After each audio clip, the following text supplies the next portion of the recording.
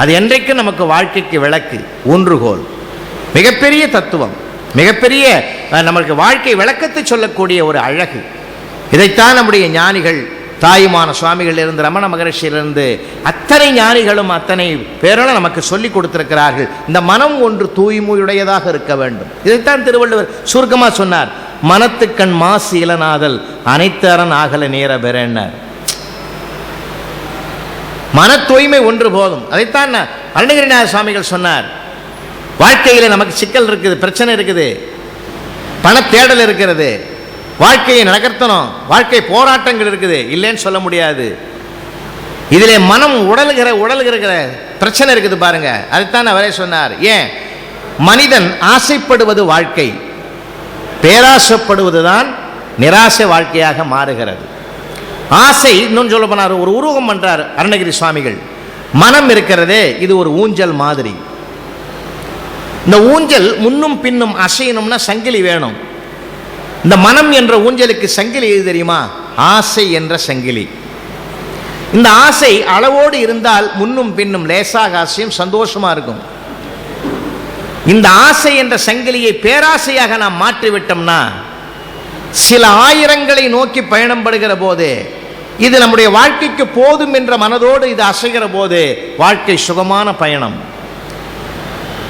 இதையே கோடிக்கணக்கான நிலைக்கு நாம் தள்ளப்படுகிற போது இந்த மனம் என்கிற சங்கிலியை, ஆசை என்ற சங்கிலியை வேகமாக அசைக்க வேண்டியிருக்கிறது. அப்பொழுது மனம் என்கிற ஊஞ்சல் தடுமாறுகிறது. அதைத்தான் சொன்னார், ஆசா நிகழம் துகளாயின பின் பேசா அனுபூதி பிறந்தது வேணர். இந்த ஆசை என்ற சங்கிலியை அறுத்து விட்டால் மனம் என்ற ஊஞ்சல் அமைதி பெறும்னர். இன்னைக்கு வாழ்க்கையில் பல சிக்கல்கள், பல போராட்டங்கள், பல விளைவுகள் மானுடன் சந்தித்து கொண்டே இருக்கிறது. எல்லை தாண்டிய பிரச்சனை, எல்லைக்குள் இருக்கிற பிரச்சனை, ஒவ்வொரு வீட்டுக்குள்ளும் பிரச்சனை. பிரச்சனைகள் என்பது இல்லாத மனிதனை இல்லை. இதற்கு தீர்வு எது? எவர் ஒருவர் என்னுடைய திருவடியை சரணாகதி அடைகிறாரோ அவருக்கு நான் உற்ற துணையாக இருப்பேன் என்கிற பகவத்கீதையினுடைய வாசகம் இன்றைக்கு உலக பிரபஞ்சத்தில் இருக்கிற அத்தனை மானுடனுக்கும் போய் சேர வேண்டிய ஒரு செய்தி இல்லைங்களா? ஜாதியை கடந்து, மதத்தை கடந்து, இனத்தை கடந்து, மொழியை கடந்து, எல்லையை கடந்த நம்முடைய பக்தி மார்க்கம் இன்றைக்கு உலகளாவிய மிகப்பெரிய ஒரு வழிபாட்டு முறைய 7 மலை ஒரு பக்கம் சொல்லுகிறது. வடக்கே 7 மலை என்றால் தெற்கே 5 மலை வாசனாக சபரிகிரீசன் அமர்ந்து எத்தனை கோடிக்கணக்கான பக்தர்களை தன்பால் ஈர்த்து அங்கே ஜாதிக்கும் மதத்துக்கும் இனத்துக்கும் மொழிக்கும் முற்றுப்புள்ளி வைத்து நீங்க பெருவழியில் பயணம் பண்ற போது அந்த சுகத்தை பார்க்கலாம். அவர் ஊர்ல பெரிய ஓனரா இருப்பார், பிரம்மாண்டமான 10 மாளிகைகளுக்கு சொந்தக்காரராக இருப்பார். ஆனால் அந்த பெருவழியில பயணம் பண்ணும்போது, குறிப்பாக கரிமலை ஏற்றம் வருகிற போது, அடுத்த பக்தரிடத்தில் ஏதாவது ஒரு ஆரஞ்சு சொலையை வாங்கி வாயில போடுகிற போதுதான் உலகத்திலேயே தான் அவர் வாழ்வதற்கு ஒரு அர்த்தம் கிடைப்பதாக அவர் உணர்வார். இது உண்மை, இது சத்தியம். இன்னும் இந்த வழிபாட்டு முறையில் எவ்வளவு அழகு இருக்கிறது. இந்த 48 நாளும் ஒருத்தருக்கு ஒருத்தர், இன்னும் சொல்ல போனா இந்த பக்தி மார்க்கத்துக்கு இந்த சிறப்பு என்ன தெரியுங்களா? 48 நாள் விரதம் இருக்கிற ஒரு ஐயப்ப பக்தரை தான் நாம சுவாமின்னு அழைக்கிற ஒரு மகத்துவம், பெருமை கிடைக்குதுன்னா, அவர் அந்த கோலத்திலிருந்து விடுபட்ட பிறகு அவரை யாரும் கூப்பிடுறதில்லை. அப்போ ஒரு தூய்மையான பக்தி மார்க்கத்தை நாம் மேற்கொள்ளுகிற போது சமூகத்தினுடைய ஒட்டு மதிப்பு நமக்கு கிடைக்கிறது என்று சொன்னால், இதைத்தான் நம்முடைய பக்தி மார்க்கம் அழகுபட காட்டுகிறது. ஒருவருக்கு ஒருவர் உதவிக்கரத்தை நீட்டுவது, ஒருவருக்கு ஒருவர் அனுசரித்து போவது, ஒருவருடைய துன்பத்தில் பகிர்ந்து கொண்டு அந்த துன்பத்திற்கு நிவாரணம் தேடுவது, இவையெல்லாம் நம்முடைய ஆன்மீகத்தினுடைய அற்புதமான பாதைகள் என்பதைத்தான் நம்முடைய இந்திய வரலாறு நமக்கு எடுத்து சொல்லக்கூடிய மிகப்பெரிய மகத்துவம். இன்னும் சொல்ல போனால் நம்முடைய ஆன்மீகத்தினுடைய உச்சம் எது தெரியுமா? பகைவனுக்கு அருள்வாய் நன்னெஞ்சே. இந்த சித்தாந்தம் எங்கேயுமே கிடையாதுங்க. பகைவனா பார்க்கறது தான், பகைவனா பார்க்கறது தான். இன்னும் நான் ஒன்று சொல்றேன், அரிஸ்டாட்டில் சித்தாந்தம் வேற, திருவள்ளுவருடைய சித்தாந்தம் வேற. 2 பேரும் ஒரு இடத்துல ஒன்றாகிறாங்க. எதுக்கு? அடையக்கூடிய குறிக்கோள் முக்கியம் என்பதில் 2 பேரும் ஒன்னாகிறாங்க. ஆனா பாதைகள் என்று சொல்லும் போது 2 பேரும் வேறுபடுறாங்க. அரிஸ்டாட்டில் என்ன சொல்றார்? அடையக்கூடிய நோக்கம் தான் முக்கியமே தவிர பாதைகளை பற்றி நமக்கு கவலை இல்லைன்னார். ஆனா திருவள்ளுவர் சொல்றார், அடையக்கூடிய நோக்கம் எவ்வளவு முக்கியமோ அதை அடைவதற்கு எடுத்துக்கொள்கிற பாதை அதைவிட அறத்தை சார்ந்த அதிகமான முக்கியத்துவம் கொடுக்கணும்னார். இதுதான் நம்ம இந்திய தேசத்தினுடைய வாழ்க்கையே. நீங்க நம்ப மாட்டீங்க, ஒரு வரலாற்று செய்தி நிறைய பேருக்கு அது தெரியல.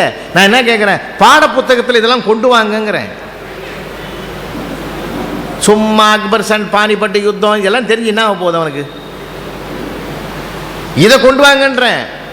ரஷ்ய பேரறிஞர் டால்ஸ்டாய்க்கு காந்தியடிகள் ஒரு கடிதம் எழுதினார். நான் விடுதலை போராட்டத்தில் ஈடுபட்டு இந்திய தேசத்தை விடுதலைக்கு வித்திடலாம் என்று கருதுகிறேன். நான் எந்த நூலை படித்தால் அறவழியில் நான் போராட்டத்தை நடத்தலாம் அப்படின்னு கேட்டார். டால்ஸ்டாய் எழுதினார், நீ எவ்வளவு புத்தகம் படிக்கணும்னு அவசியமே இல்லை. இந்தியாவில் தமிழ்நாட்டில் திருவள்ளுவர் ஒரு ஞானி 1330 குறளை எழுதியிருக்கிறார், அவ்வளவும் படிக்காத. நான் சொல்ற 6 குறளை மட்டும் படின்னு 6 குறளை குறிப்பிட்டு எழுதி அனுப்பிச்சினார் டால்ஸ்டாய். அதுதான் இவருக்கு அகிம்சை சத்தியம் என்ற ஆயுதங்களாக மாறியது. இன்னா செய்தாரை ஒருத்தல் அவர்னான நன்னயம் செய்துவிடல். உலகத்தில் இதை விட என்னங்க வேணும்? யார் ஒருத்தன் துன்பம் பண்ணானோ அந்த துன்பம் பண்ணவனுக்கு நல்லது பண்ணு. இதாங்க நம்ம ஆன்மீகத்தினுடைய மிகப்பெரிய பலம். மிகப்பெரிய பலம் அதான். இன்னா செய்தாரை ஒருத்தல் அவர் நாண நன்னயம் செய்துவிட.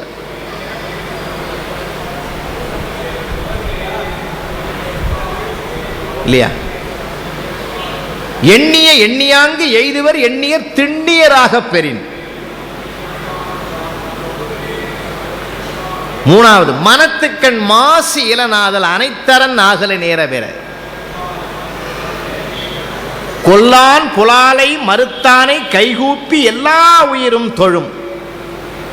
உள்ளத்தால் பொய்யாதொழுகின் உலகத்தார் உள்ளத்துள் எல்லாம் உளன். உற்ற நோய் நோன்றல் உயிர்க்கு உருகன் செய்யாமை அற்றே தவத்திற்கு உரு. அகிம்சையும் சத்தியமாக ஆயுதமாக எடுத்துட்டார். 6 கொள்ள மனப்பாடம் பண்ணி. நம்ம கிட்ட எல்லாம் எது இல்லைங்க, எல்லாம் இருக்குது, எல்லாம் இருக்குது. அதை தேட மறந்துட்டோம் நாம. நான் அன்பு கூர்ந்து உங்களிடத்தில் எவ்வளவு பெரிய இடத்துல பேசுறேன். வீட்டுக்குள்ள போன ஒரு நாளைக்கு நல்ல பிள்ளைகள், நம்முடைய பிள்ளைகள், பெற்றோர்கள், மனைவி, சகோதர சகோதரி உட்கார வச்சு ஒரு நாளைக்கு தொலைக்காட்சி நிறுத்திருங்க, பேப்பர் தூக்கி போட்டுருங்க. குறைஞ்சபட்சம் 24 மணி நேரத்தில் 1 மணி நேரமாவது கலகலப்பா பேசுவோமே. அப்போ பெரியவங்க வாழ்க்கை எப்படி இருந்தது? கலகலப்பாக இருந்தது. ஏன் தெரியுமா? கலகலப்பாக பேசினார்கள், கலவரமே இல்லை. இப்ப நம்ம கலைந்து போய்விட்டோம், கலவரம்தான் மிச்சம். அம்மா செல்போன்ல கிச்சன்ல பேசுறா, அப்பா வாசல் வராண்டாவில் செல்போன்ல பேசுறார், பையன் மொட்டை மாடியில் உலாத்திக்கிட்டே செல்போன் பேசுறான், பொண்ணு ஸ்டடி ரூம்லேயே செல்போன் பேசுது. 4 பேரும் கலந்தா ஒருத்தருக்கு ஒருத்தர் முகத்தில் கலவரமாக இருக்குது. காலத்தின் நெருக்கடி, காலத்தின் நெருக்கடி. செல்போனில் குறைஞ்சபட்ச மனம், நம்ம எப்படி மனம் பக்குவப்படுன்றதுக்காக சொல்ல வரேன். மனசு லேசா பக்குவப்பட்டுறாது.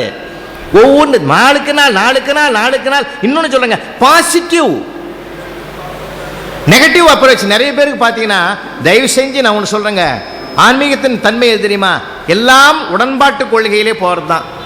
எதிர்மறை கொள்கையே கிடையாது. அதுக்கு எல்லாம் நல்லதுக்கு.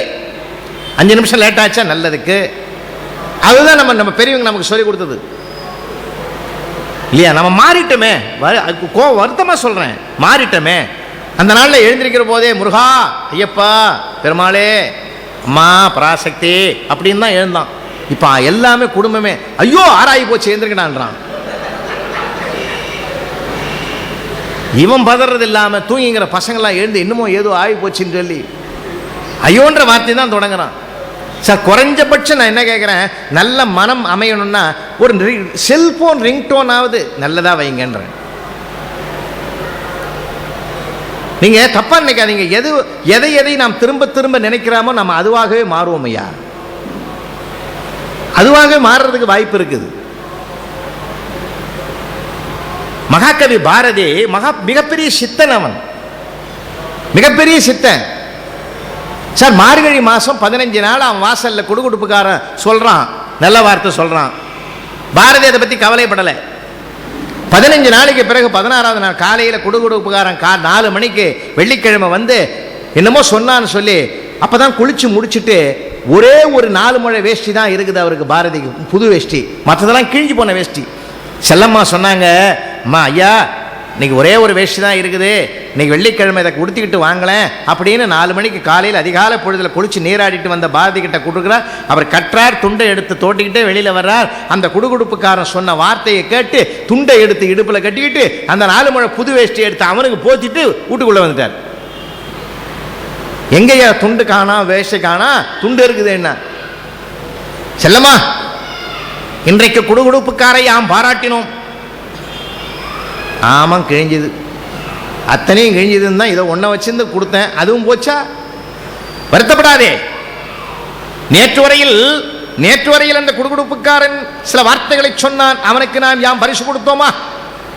இன்று யாம் கொடுத்தோம். ஏன் தெரியுமோ? நேற்று வரையில் அவன் சொன்ன வார்த்தை வேறு, இன்று அவன் உச்சரித்த வார்த்தை வேறு. இந்த வீட்டுக்கு நல்ல காலம் வரப்போகிறது, நல்ல காலம் வரப்போகிறது என்று 15 நாட்களாக நல்ல வார்த்தை சொன்ன அந்த குடுகுடுப்பைக்காரன் செல்லம்மா இன்றைக்கு என்ன சொன்னான் தெரியுமா? இந்த நாட்டுக்கு நல்ல காலம் வரப்போகிறது என்று சொன்னான் செல்லம்மா. அவனுக்கு போர்த்தாமல் நான் யாருக்கு பரிசு கொடுப்பது? ஏன் சதா நாட்டையே நினைச்சு நினைச்சு நினைச்சு நினைச்சு நினைச்சு தண்ணீர் விட்டா வளர்த்தோம் சர்வேசாய சுதந்திர பயிரை கண்ணீராலும் செந்நீராலும் காத்தோம். நானே இதந்தரு மனை நீங்கி இடர்மிக சிறைப்பட்டாலும் பதந்திரு இடம்பு மாறி பழிமிகுந்து இடுவுற்றாலும் இதந்தரு கோடி என்னல் விளைந்தனை அழித்திட்டாலும் சுதந்திர தேவின் என்னை தொழுதிடல் மறக்கலேனேன்னு 24 மணி நேரமும் சுதந்திரம் சுதந்திரம் சுதந்திரம் நாடு நாடு நாடு நினைச்சதுனால குடுகுடுப்புக்காரனுக்கு கூட தன் பொருள் இருக்கிறது ஒண்ணுதான் கூட அதை இழப்பதற்கு அவன் தயாராகிறான. எதை திரும்ப திரும்ப நாம் நினைக்கிறாமோ நாம் அதுவாகவே மாறுவோம்.